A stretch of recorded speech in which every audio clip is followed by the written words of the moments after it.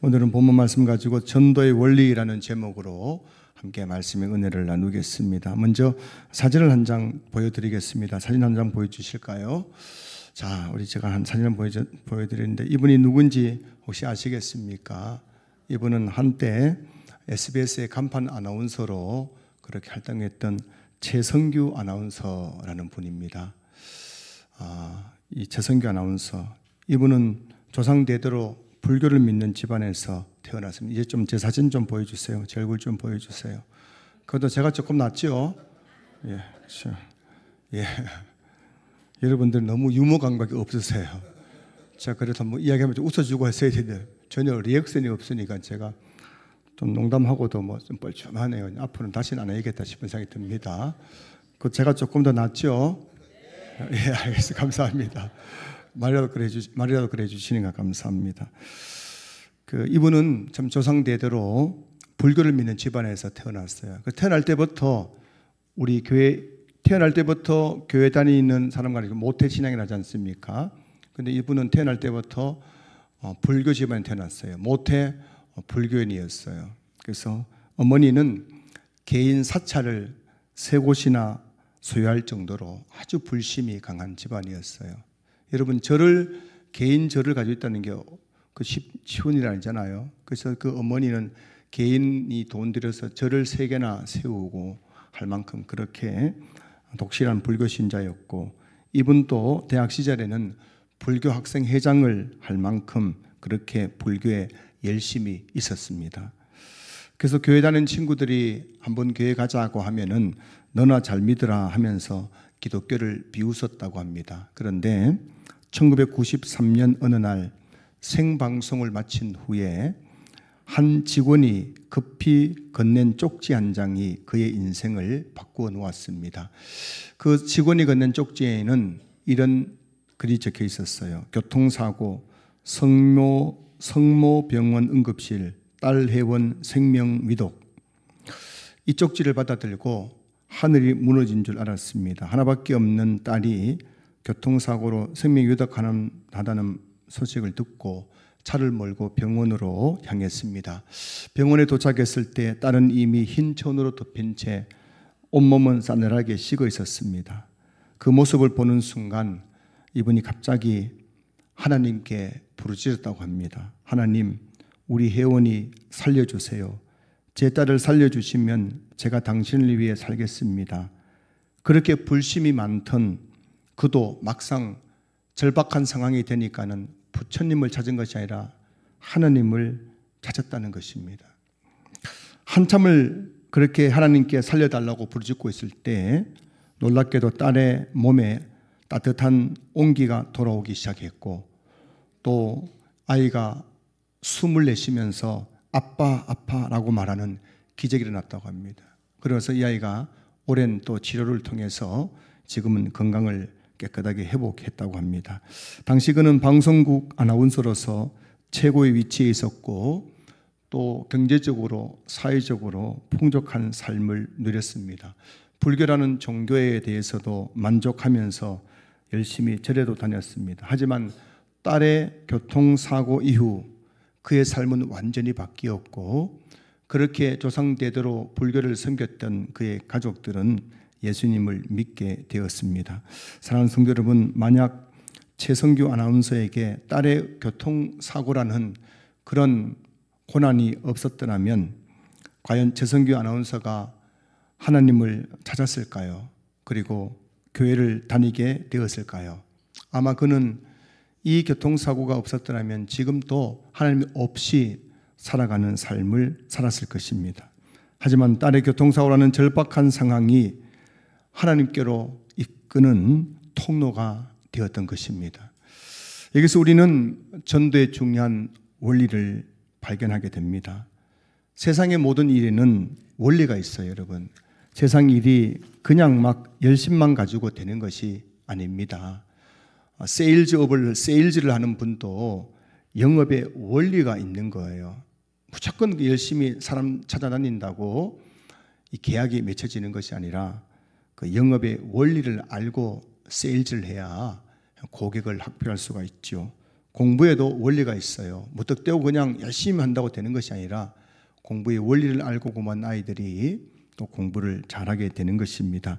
같은 음식을 만들어도 장사가 잘 되는 식당에는 보이지 않는 영업 비밀이 있는 거예요. 그냥 똑같은 음식을 만들어서 내놓아도 맛이 완전히 다른 겁니다. 우리 특별히 이 대한미동에는 코다리점이 코다리 음식을 하는 데가 몇 군데 있는데 다 맛이 달라요. 근데 제가 즐겨가는 곳이 있습니다. 궁금하시면 저희가 밥 한번 사주면 제가 모시고 가져가겠습니다. 그 집에 가면 너무 맛있어요. 코다리가 다른 집에서는 느낄 수 없는 그 맛을 느끼는 거예요. 그래서 다 보면 영업 비밀이 있는 거예요. 원리가 있는 거예요. 장사 잘 된 집도 보면 뭔가 있는 거예요. 똑같아 보여 다른 겁니다. 이런 빤소리 되면 부담 갖지 마세요. 또 주일 예배 왔더니 목사가 밥 사달라고 한다고 시험 들어가 또 다음 주부터 안 나오겠다 그러지 마시고 여러분 전도에도 원리가 있어요. 전도를 잘하는 사람 보면은 무턱대고 하는 게 아닙니다. 그분들 보면은 이 뭔가 본눈이 있는 거예요. 딱 해가지고 딱 집으면 그냥 그 사람은 교회에 오게 돼 있는 겁니다. 이 원리를 알고 전도를 해야 되는 거예요. 오늘 설교 제목이 그래서 전도의 원리, 천국복음 축제를 앞두고 여러분들이 전도 원리를 좀 가르쳐 드리겠다 싶은 마음이 듭니다. 자, 사랑하는 성도 여러분, 우리가 전도할 때 알아야 할 전도의 원리가 무엇일까요? 먼저 전도할 때 등 따쓰고 배부른 사람은 절대 복음이 들어가지 않는다는 걸 아셔야 됩니다. 여러분 지금 등 따시고 배부른 사람들, 그래서 뭐 특별한 걱정거리가 없는 사람들은 아무리 교회 가자고 해도 돌아온 답변은 너나 잘 믿어, 이런 답변이 돌아오는 거예요. 그렇다면 여러분 우리가 전도할 때도 원리를 알고 전도해야 되는데 어떤 사람에게 전도해야 되는가? 그것은 바로 최성규 아나운서처럼 인생의 절벽에 서 있는 사람, 삶의 무게에 짓눌린 사람, 절박한 문제로 울고 있는 사람에게 다가가서 전도해야 복음이 먹혀들게 되는 것입니다. 마태복음 9장 12절에서 예수님께서 말씀하십니다. 예수께서 들으시고 이르시되 건강한 자에게는 의사가 쓸데없고 병든 자에게라야 쓸데있느니라. 여러분 건강한 사람들은 왜 병을 가는지 모르는 거예요. 저도 몇 년 전만 하더라도 왜 사람들이 치과에 가는지를 이해를 못했어요. 치과에 왜 가지? 왜 밥을 먹고 이를 쑤시지? 저는 이해를 못했는데 최근 들어서 성도들이 또 사람들이 치과에 가는 이유, 밥을 먹고 나서 또 이를 이렇게 쑤시는 이유를 알겠더라고요. 여러분 건강하면은 교회 다닐 이유를 모르는 거예요. 그러나 아픈 사람은 병원에 가야 된다고, 어디 좋은 병원 없냐고 그렇게 찾아 나서는 것이죠.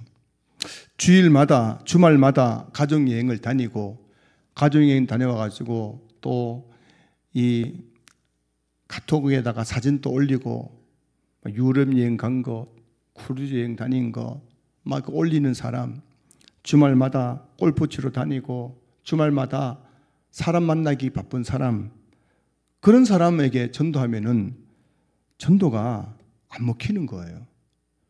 아니 내가 지금 너무너무 인생이 즐거운데 내가 왜 교회 가야 되는지 예수님 믿을 필요성을 못 느끼는 겁니다. 그런 사람은 절대 교회가 안 나오는 거예요. 그런 사람이 전도하면은 너나 잘 믿으라고 우리를 비웃는 것이죠.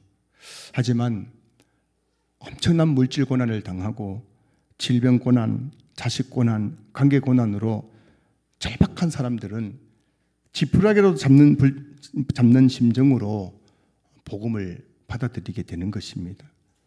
그래서 전도할 때 이 전도의 원리가 뭐냐면은 자꾸 엉뚱한 사람에게 자꾸 교회 가지 않으니까 안 되는 거예요.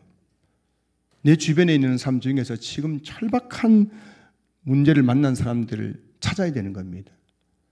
그리고 그에게 다가가가지고 커피를 사든지 밥을 사든지 만나가지고 나도 당신처럼 힘든 때가 있었다고. 그런데 그때 교회에 나가서 예수님 믿고 나니까 얼마나 좋은지 모르겠다고.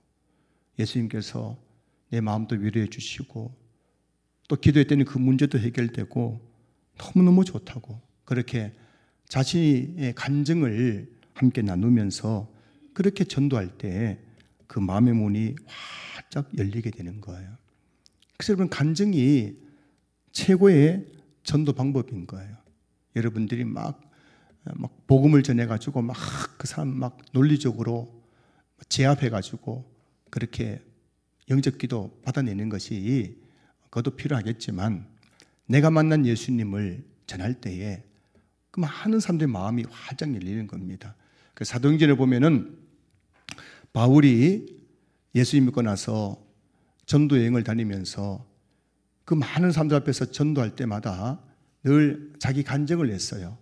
내가 어떻게 예수님 만나게 되었는지, 내가 예수 믿기 전에 어떤 삶을 살았고, 내가 어떻게 예수 믿게 되었는지, 예수 믿고 나서 내가 어떻게 변화되었는지 자기 간증을 한 다음에 여러분 또 예수님 믿으십시오 했더니만은 허다한 무리들이 예수를 믿게 되었다고 그렇게 사도행전에 기록되어 있지 않습니까? 여러분들이 오늘 다시 한번 이 설교를 들으면서 여러분들의 그 간증이 다시 한번 있어야 된다는 것을 제가 말씀드리고 싶은 거예요. 오늘 천국복음 축제를 위한 설문조사에 그 좀 적으라고 했는데, 오늘 아무리 생각해봐도 내가 교회 다니면서 좋은 게 하나도 없어요. 간증이 없는 거예요. 이런 사람들은 전도를 못합니다. 나도 재미없는 교회, 나도 아무것도 교회 다니면서 변화된 게 없는데, 좋은 게 없는데 어떻게 전도를 할 수 있겠습니까? 오늘은 꼭 이거 꼭 여러분 제출해 주시길 부탁드립니다. 그래서 여러분, 오늘 본문에도 보면은 그런 사람들이 나오지요. 12절 보십시오. 10명의 나병 환자가 나옵니다. 나병 환자 10명이 12절에 나와요. 당시 나병은 육체 질병일 뿐만 아니라 또 죄와 하나님의 저주를 받은 병으로 여겨졌던 병이 나병이죠. 그래서 나병을 가리켜서 천형, 하늘이 내리는 형벌이라고 되어 있지 않습니까? 다른 병들도 구약시대에는 죄와 관련된다고 본 게 있었지만, 특별히 나병은 하나님께서 죄를 많이 지은 사람에게 내리는 천형, 형벌이라고 해가지고 나병에 걸린 사람들은 육체의 그 질병의 고통뿐만 아니라 사회적으로 생매장이 당하게 되었어요. 그래서 나병 환자들은 가족과 사회에서 완전히 격리되어 버림받은 인생을 살았습니다. 여러분, 사랑하는 가족들을 떠나고 그 사회로부터 떠나가지고 예루살렘 성 밖에 내팽겨져서 그곳에서 살아가는 이 나병 환자들의 삶이 얼마나 고통스러웠겠습니까? 자, 그런데 오늘 본문에 보면 그들이 오늘 예수님을 만난 것입니다. 아마 이 나병 환자들도 예수님에 대한 소문을 들었던 것 같아요. 그래서 예수님이 지나가는 모습 보면서 저분이 예수라는 것을 금방 알아봤던 것을 봐서는 이 나병 환자도 아마 예수님을 본 적이 있거나 아니면 예수님에 대한 소문을 많이 들었을 것입니다. 예수님은 죽은 자를 살리고 병든 자를 고치고 귀신을 쫓아내고, 예수님은 하지 못할 일이 없는 전능하신 분이심을 이 나병 환자가 예수님에 대한 소문을 들었을 것입니다. 그런데 소문으로만 듣던 예수님이 지금 눈앞에 나타난 거예요. 그러니 이 나병 환자들이 절박한 심정으로 예수님을 찾았던 것입니다.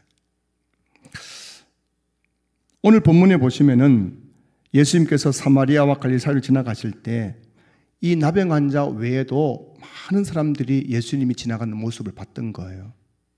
오늘 본문을 잘 보시면은 이 10명의 나병 환자만 예수님이 지나가는 걸 본 것이 아니라 많은 사람들이 예수님이 지나가는 모습을 봤어요. 그런데 어느 누구도 예수님을 찾지 않았습니다. 그 이유가 뭘까요? 그들에게는 예수님을 찾을 이유가 없었기 때문입니다. 등 따쓰고 배불렀기 때문이에요. 당장에 내가 아무런 어려움이 없었기 때문입니다. 하지만 이 나병 환자들은 달랐습니다.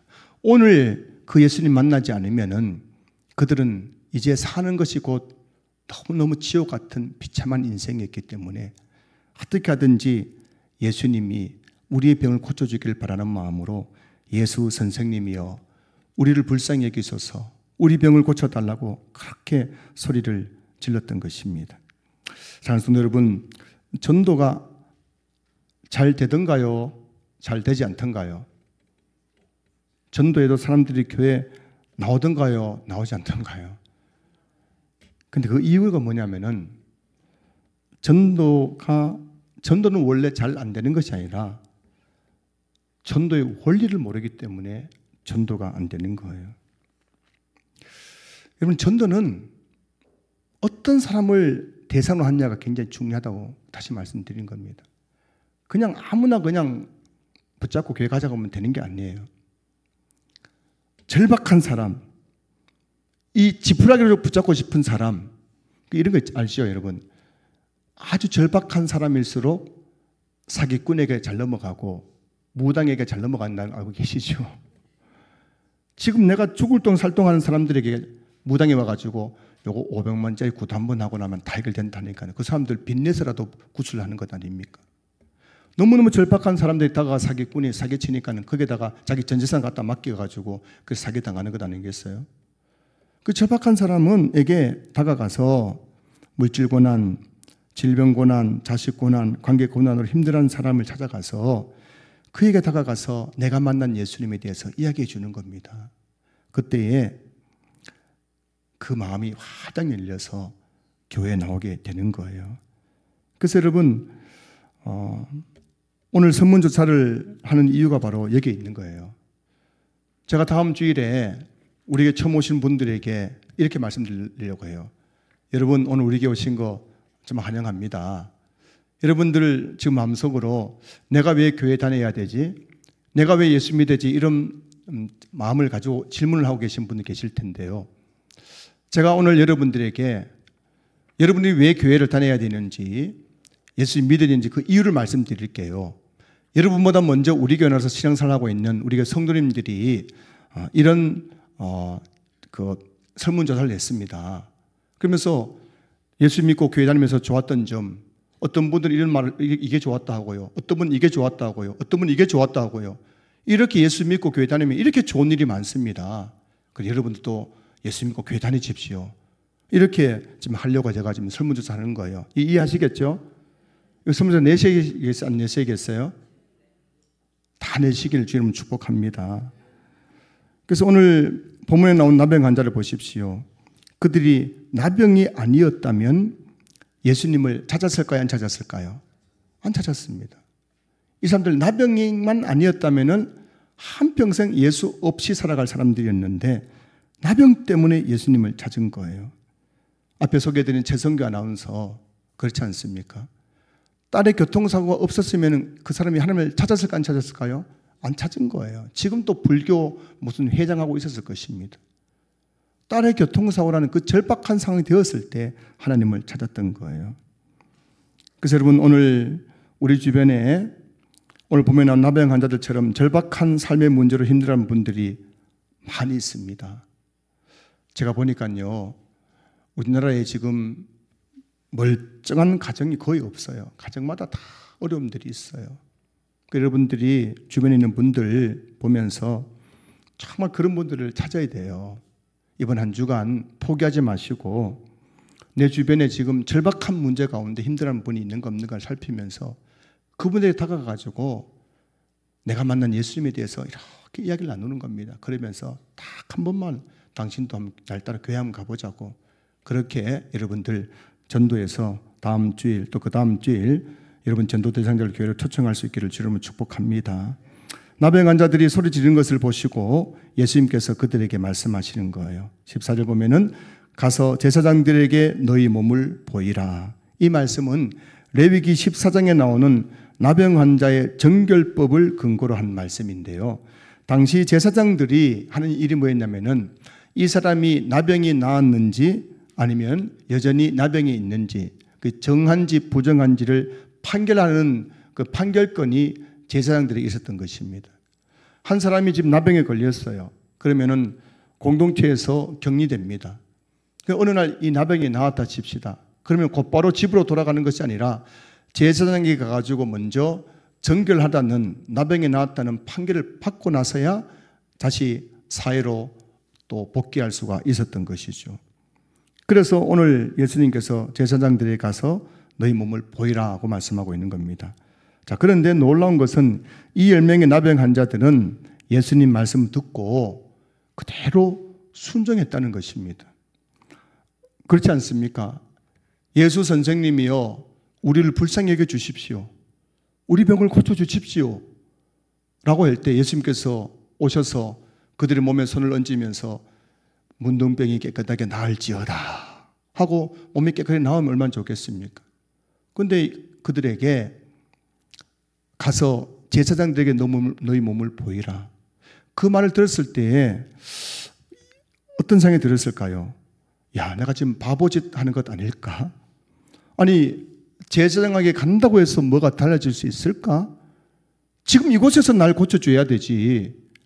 왜 제사장에게 가라고 할까? 이런저런 생각이 들 수 있지 않겠습니까? 그런데 예수님 말씀을 들었을 때 그들은 즉각적으로 순종했습니다. 그리고 그 순종의 결과가 무엇일까요? 14절 뒤에 보시면은 그들이 가다가 깨끗함을 받은지라. 여러분, 예수님 말씀 듣고 순종했을 때에 기적이 일어났습니다. 기독교는 기적의 종교입니다. 기독교는 여러분 기적의 종교예요. 그 교회에서 기적이 일어나는 것은 이상한 일이 아니라 당연한 일인 줄로 믿습니다. 그런데 그렇게 당연한 기적이 왜 교회에서 일어나지 않는 것일까요? 그 이유가 뭐냐면은 하나님 말씀에 대한 순종이 없기 때문입니다. 뭔가 열심히 하는데 말씀 앞에서는 자꾸 자로 재는 거예요. 이렇게 하면 내 손해보지 않을까? 이렇게 하면 내가 바보 되지 않을까? 자꾸 말씀 앞에서 이걸 가지고 자꾸 멈칫하니까는 열심히는 하는데 아무런 일어나지 않는 거예요. 그럼 따라 하십시다. 기적은 순종에서 나옵니다. 여러분들의 삶에 기적이 없습니까? 여러분 삶에 축복이 사라졌습니까? 그 이유가 뭐냐면은 순종했기 때문이에요. 하나님 말씀에 이게 안 될 것 같고 손해볼 것 같고 바보짓처럼 여겨지지만 그럼에도 불구하고 가라면 가는 거예요. 멈추라면 멈추는 겁니다. 그때에 우리 삶에 놀라운 기적이 일어나게 되는 줄로 믿습니다. 여러분 성경을 보십시오. 홍해의 기적, 요단강의 기적, 여리고성의 기적, 하나같이 인간의 생각으로는 일어날 수 없는 일들입니다. 홍해 바다가 쩍 벌어지고 마른 땅처럼 걷는다는 것이 말이 되겠습니까? 요단강물이 위로부터 이게 탁 멈춰가지고 물이 벽이 되어가지고 그 길을 걸어간다는 게 말이 되겠어요? 그렇게 철옹성 같은 여리고성이 하루에 한 바퀴, 마지막 날 7바퀴 돈다고 거기가 와르르 무너진다는 것이 말이 되는 소리겠습니까? 하지만 그들은 순종했을 때에 상상할 수 없는 이 기적이 그들 삶 속에 펼쳐지게 된 것입니다. 저는 우리 교회 신앙교회 성도님들도 늘 과학적인 삶을 살아가고 경험적인 삶을 살아가고 이성적인 삶을 살아가는 삶이 아니라 기적적인 삶을 살아갈 수 있기를 주님의 이름으로 축원합니다. 여러분 삶에 순종했을 때 여러분 삶에 기적이 있다는 사실을 믿을 수 있기를 주님의 이름으로 축원합니다. 자, 근데 여러분 이렇게 이 10명의 나병 환자가 예수님 말씀에 순종했을 때 그들이 다 깨끗해졌습니다. 그런데 그 다음 장면이 더 중요한 겁니다. 이렇게 10명이 다 나았는데 그 중에 9은 자기가 나은 것을 깨닫고 어디론가 사라져 버렸어요. 오늘 본문에 보면은 9명은 병이 깨끗하게 나은 걸 보고는 그 다음에 성경에서 사라져 버렸습니다. 그런데 한 사람, 그 중에서도 사마리아인 한 사람은 자기가 나은 것을 알고 그 자리에서 큰 소리로 하나님께 영광을 돌려드렸습니다. 무슨 말입니까? 하나님이 하셨습니다. 하나님, 내가 나의 나병이 나은 것은 하나님이 하신 일입니다. 고백하는 거예요. 그리고 나서 예수님께 돌아와서 예수님 발 아래에 엎드려 감사를 표현했습니다. 예수님 감사합니다. 그렇게 고백했던 거예요. 자, 그러자 어떤 일이 일어납니까? 19절 그에게 이르시되 일어나 가라 내 믿음이 너를 구원하였느니라. 이 사람은, 이 사마리아 이 사람은 나병에서 나았을 뿐만 아니라 나병에서 낫고 나서 예수님 앞에 나왔을 때에 그는 죄에서도 구원받는 놀라운 축복을 받게 된 것입니다. 여러분 이거 아셔야 됩니다. 원리가 그래요. 원리가. 절박한 사람들을 교회로 데리고 올 때에는 처음에는 예수님 몰라요. 그래서 그들도 예수 선생님이 했잖아요. 주여가 한 게 아니라 예수 선생님이 했지 않습니까? 근데 그 사람들이 교회에 나와서 은혜를 체험하고 기적을 체험하면서 예수님 앞에 나와서 또 예수 믿고 구원받는 역사가 이루어지게 되는 것입니다. 첫 교회 와가지고 곧바로 예수 믿는 사람들은 별로 없어요. 대부분들 한 번, 두 번 교회 다니면서 그렇게 말씀에 그 마음이 열려가지고 예수 믿고 구원받게 되는 것입니다. 자, 그런데 여러분 오늘 전도 오늘 본문에 보면은 이렇게 돼 있잖아요. 10명이 다 나왔는데 9은 사라져버리고 한 사람만 예수님 앞에 나와서 구원을 받았던 거예요. 여기서 우리 전도 원리를 발견하게 되는 겁니다. 이 전도 원리가 뭐냐면 잘 보세요. 10명이 나와도 그 중에 한 사람만 구원받았습니다. 10명이 복음을 들어도 그 중에 한 사람이 그 복음에 반응해서 구원을 받는 것입니다. 이게 바로 전도의 9대1 법칙이라는 거예요. 따라 보세요. 전도의 9대1 법칙. 이게 뭐냐면은 10명을 교회를 데리고 오면은 그 중에 9은 다 사라져버리고 없어지는 거예요. 그런데 꼭 한 사람이 등록하고 정착하고 예수 믿게 된다는 것입니다. 다음 주일 천국복음 축제에 10명이 초청되어 온다면 그 중에 9은 예배드리고 다시는 교회 안 나올 거예요. 한 사람만이 그 다음 주일에도 교회에 나온다는 것입니다. 이게 바로 전도의 9대1 법칙. 그래서 여러분 우리가 전도할 때 이 전도의 원리를 알고 전도해야 전도하면서 실망하지 않는 거예요. 어떤 분이 그러더라고요. 아니 목사님 천국복음 축제할 때에 그렇게 돈을 많이 들였는데 그리고 또 뭐 많이 왔는데 정착은 안 하고 등록 안 하고 한두 번 사람밖에 등록하지 않는데 낭비 아닙니까? 왜 그래 돈을 많이 들여가지고 그렇게 뭐 교회 재정을 낭비합니까? 이런 분도 계시더라고요. 근데 여러분 우리 기억할 것은 10명이 교회에 나오면 그 중에 한 사람이 예수 믿는 게 그거 잘하는 거예요. 할렐루야. 10명이 교회에 나왔다가 복음 듣고 한 사람이 예수 믿으면 그것은 잘하는 거예요. 그게 정상적인 겁니다. 우리 교회만 그런 게 아니고 모든 교회가 마찬가지예요. 100명이 초청되어 오면 그 중에 10명 정도 등록하는 겁니다. 그래서 다음 주일 초금 복음축제에 많은 분들이 초청되어 왔는데 등록하는 분이 많이 없다고 여러분들 실망하거나 그리고 불평하지 마시기 바랍니다. 맨날 우리 교회는 뭐 전도를 하는데 보면 등록한 사람도 별로 없고 그렇게 하지 마십시오.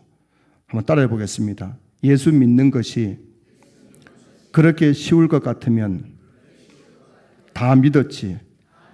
옆에 계신 분들 하세요. 예수 믿는 것이 옆에 계신 분들 해보세요. 예수 믿는 것이 그렇게 쉬울 것 같으면 다 믿었지. 전도의 원리입니다. 전도의 원리 아셔야 됩니다. 10명이 교회에 나오면 몇 명이 등록한다고요? 한 사람이 한 사람이에요. 그러니까 여러분들이 다음 주일 막 초청된 사람만 오시면 100명인데 한 5명, 10명 등록했다고 그 이상하게 여기면 안 됩니다. 그게 정상인 줄로 믿을 수 있기를 주의 이름으로 축원합니다. 자, 그런데요. 다음 주일에 전도 대상자를 교회에 데려오는 것도 중요하지만 더 중요한 게 뭐냐면은 다음 주일 예배가 더 큰 전도의 자리라는 것을 기억하셔야 됩니다. 아시겠죠? 여러분 다음 주일 막 열심히 해가지고 몇 사람 교회 데려오는 것도 중요하지만 다음 주일 천국복음 축제 주일 예배가 더 큰 전도의 기회인 것입니다. 자, 새 가족이 처음 교회에 나왔을 때 목사 설교 듣고 교회에 정착하는 분이 있을까 없을까요? 있긴 있는데 간혹 있지 많이는 없습니다. 대부분 무엇 때문에 등록하냐면은 그 느낌 된 느낌, 필이 꽂혀가지고 필을 꽂혀가지고 아, 이 교회 분위기 괜찮네. 아, 이 교회 한번 다음 주 한번 더 와야지. 필이 딱 꽂힐 때 그 다음 주 와요 안 와요? 오는 겁니다. 필이 안 꽂히면 와요 안 와요? 안 하는 겁니다. 그 여러분 설교보다 더 중요한 게 뭐예요? 필이에요. 필이 뭐예요? 분위기 예배 분위기가 더 중요한 겁니다. 할렐루야. 다음 주에 이렇게 웃으셔야 됩니다. 초상집처럼 입 푹 닫고 막 그냥 인상 쓰고 있으면 안 돼요. 제가 요즘 수요일 저녁마다 교회를 탐방합니다. 요즘 수도권에 부흥하는 교회들 제가 좀 탐방해서 분석하면서 우리 교회에 좀 벤치마킹하면서 우리 교회가 좀 건강한 교회, 좋은 교회로 세워보려고 나름대로 발버둥을 치고 있어요. 지난주 수요일에는 안양에 있는 한 4,000명 정도 회집하는 그런 교회를 방문했어요. 그래서 이 교회는 제가 굉장히 존경하는 목사님이 교회 개척해서 한 4,000명 정도 부흥시켜 놓고 얼마 전에 은퇴를 하시고 이제 미국에서 유수한 신학교에서 박사학위를 받고 국내에서 신학교에서 교수로 있던 어느 목사님이 청빙받아서 지금 담임 목회를 하고 있는 교회예요. 그래서 제가 이제 얼마나 기대가 되겠습니까? 그렇게 박사학위를 가지고 또 대학 교수시고 그런 분이 명설교자 후임으로 들어왔 이제 목회를 하고 있다니까는 얼마나 기대가 되겠어요. 그래서 지난주 수요일 갔는데 공교롭게도 또 지난 주간이 어떤 주간이 하면은 가을 말씀 부흥회 주간이었어요. 제가 갔는데 가을 말씀 부흥회를 하는데 성도들이 얼마나 많은지 몰라요. 본당이 꽉 차는 거예요. 그래서 제가 정말 기대감을 가지고 엄청난 기대감을 가지고 성도들 앞에 다 같이 막 앉았어요. 앉아가지고 저도 중간에 끼어 앉았습니다. 여러분 중간에 끼어 앉는 그 느낌을 제가 알겠더라고요. 화장실 가고 싶은데도 못 가고 그래서 막 거기에 막 중간에 끼어가지고 막 예배 드리는 그 참 성도님들 여러분들 참 고생 많으십니다. 수고 많으십니다. 그래서 제가 막 잔뜩 기대하고 이제 예배를 드리는데 이 담임 목사님이 나오셔서 설교를 하는데 이분이 딱 설교 시간이 60분, 1시간을 하셨어요. 1시간을 설교하셨고 설교에 예약이 없어요. 유머가 없어요. 그분이 신학자 출신이다 보니까는 목소리도 조용조용한데 그냥 창세기부터 해가지고 성경 말씀을 가지고 그 교회는 섬김입니다 해가지고 섬김에 대한 설교를 쭉 풀어나가는데 1시간 동안 똑같은 목소리 톤으로 설교를 하는데 제가 그때 알았습니다. 그때 알았어요. 지난주 수요일 알았어요. 목사가 1시간 설교하면 성도들이 얼마나 고통스러운지 제가 그때 알았습니다. 제가 수요일에 깨달았어요. 그래서 제가 그 예배 드리면서 다짐해서 하나님 앞으로 설교 30분 안에 끝내도록 하겠습니다. 근데 제가 어제 설교 준비가 덜 되다 보니까 30분 넘어버렸네요. 자, 그런데 이제 목사님이 조용한 목소리로 신학자답게 아주 설교를 하시는데 솔직히 말씀드리면 목사님 저도 그게 무슨 말인지 모르겠더라고요. 그 신학교 교수 목사님이 가을 말씀 부흥회 하면서 막 성도들에게 막 성김에 대한 말씀을 하면서 막 하시는데 목사님 저도 앉아가지고 무슨 말인가 듣는데 그 이해가 안 돼, 이해가 안 돼. 그 목사님 그래서 설교를 하고 있고 성도들도 쨍 앉아가지고 말씀을 듣는데 제 마음속에 두 가지 질문이 생겼어요. 저 성도들은 이해할까? 성도는 지금 말씀을 듣고 있을까? 졸고 있을까? 많이 생각이 드는 거예요. 그래가지고 제가 하여튼 1시간 그렇게 예배를 드리고 마치고 나오면서 마음속에 다짐했어요. 무슨 다짐이냐면 내가 다시는 이 교회에 오는가 봐라. 그리고 제가 앞으로 그 교회 안 갈래요. 그 목사님 설교하면 안 갈 겁니다. 이제. 나 진짜 힘들었어요. 만약 그 예배 시간에 목사님이 그래 조용히 설교하고 하더라도 몇몇 은혜 받은 성도님들이 아멘! 아멘! 했다면 저 졸다가도 탁 잠 깨고 제 마음속으로 그래도 성도들이 말씀에 은혜를 받는구나. 이 목사님 뭐가 있기는 있구나. 다음에도 한 번 더 와봐야지. 이런 마음이 들었을 텐데 목사님 설교는 조용하지요. 성도들은 잤는지 마는지 조용하지요. 저는 막 괴로워 죽겠지요. 다시는 이 교회 안 오겠다 마음을 먹었어요. 그런데 그게 여러분 다음 주 우리 교회도 그런 일이 생기지 않겠습니까? 처음 교회에 나오신 분들이 뭘 알겠어요? 다음 주 처음 교회 나오신 분들이 제 설교 듣고 은혜 받을 수 있겠습니까? 제가 보기에는 그럴 가능성이 많이 없어요. 물론 공감할 수는 있겠죠. 저 목사님 말씀 참 나도 공감이 될 수는 있겠죠. 그럼 대부분의 경우는 목사님이 도대체 무슨 말 하는가 몰라요. 그러면서 뭘 봅니까? 날 전도한 사람들을 힐끗 쳐다보는 거예요. 날 전도한 그 사람 힐끗 쳐다봤는데 이러고 있으면 그분 마음속에 어떤 마음 들까요? 내가 다시는 교회 오는가 봐라. 그런 마음 들겠어, 안 들겠어요? 근데 나를 전도한 그분이 앉아가지고 눈을 똘망똘망 하면서 목사님 설교에 아멘! 아멘!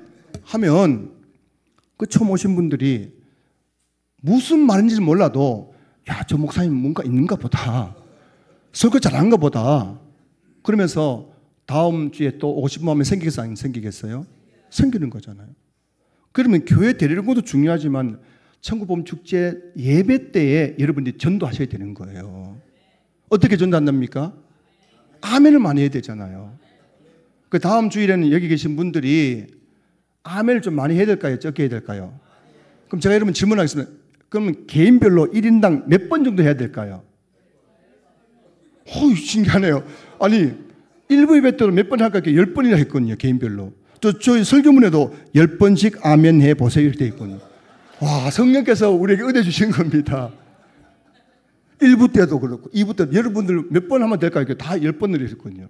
다음 주에 어떻게 한다고요? 예배 시간에 한 사람당 몇 번씩 아멘 한다고요? 그 타이밍 잘 잡아야 됩니다. 아무 때나 하면 안 되는 거예요. 타임 잡아가지고 아멘, 아멘 하면은 그 분위기가 살까 안 살까요? 제 설교는 조금 제가 좀 설교는 죽을 쓰더라도 여러분 아멘 하면은 막 분위기가 사는 거예요. 그러니까 새로 오신 분들이, 처음 오신 분들이 야, 여기 뭔가 있는 모양이구나. 나도 다시 다녀봐야지. 그런 마음이 생기게 될 줄로 믿습니다. 그 여러분 이게 바로 이 전도의 원리인 거예요. 전도의 원리인 거예요. 여러분. 데려오는 것만 전도가 아니라 함께 예배 드릴 때 여러분 어떤 반응을 보이느냐가 전도라는 사실을 여러분 기억하시길 좀 축복합니다. 제가 오늘 세 가지의 전도 원리에 대해서 말씀드려요. 첫 번째 뭐냐면은 전도 대상자는 등 따시고 배부른 사람은 돼야 안 돼요? 절대 안 된다. 그 사람이 등 따시고 배부른 그 사람이 절박한 상황이 될 때 그때 데려오면 되는 거예요. 지금 데려오려고 하지 마십시오. 지금 그냥 걱정 의심 없는 사람은 내버려 두세요. 반드시 그 사람 인생에서 하나님께서 콜링하실 때가 있어요. 절박한 상황이 옵니다. 그때 들어오면 돼요. 지금은 너무너무 힘든 사람들, 나도 당신 같은 어려움이 있었는데 한번 교회 가보자고. 그만 온단 말이죠. 두 번째 뭐라고요? 전도의 법칙은 뭐라고요? 구될 법칙이다. 10명이 초청되어 오면 그 중에 몇 명이 남는다고요?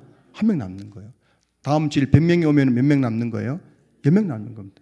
그러니까 여러분들 실망하시면 안 됩니다. 이건 낭비라고 생각하면 안 되는 거예요. 이게 전도의 원리인 겁니다. 마지막으로 예배 시간에 뭐라고요? 아멘만 잘해도 전도가 되는 겁니다. 그러니까 여러분 다음 주에 한번 지켜보겠습니다. 그리고 다음 주에 제가 우리 부목사님 보고 한 사람당 몇 번씩 하는지 다 적으라 하겠어요. 기록하라. 발을 적조해가지고 우리 장로님 몇 번, 집사님 다 10번씩 아멘 아멘 해가지고 다음 주일 정말 예배 분위기가 좋아가지고 제 설교도 좋아야 되겠지만 여러분들의 그 아멘의 소리로 말미암아 새로 오신 분들이 마음이 활짝 열려서 다 우리 교회 등록하고 예수 믿고 구원받는 놀라운 일을 일어날 수 있기를 주님의 이름으로 축원합니다.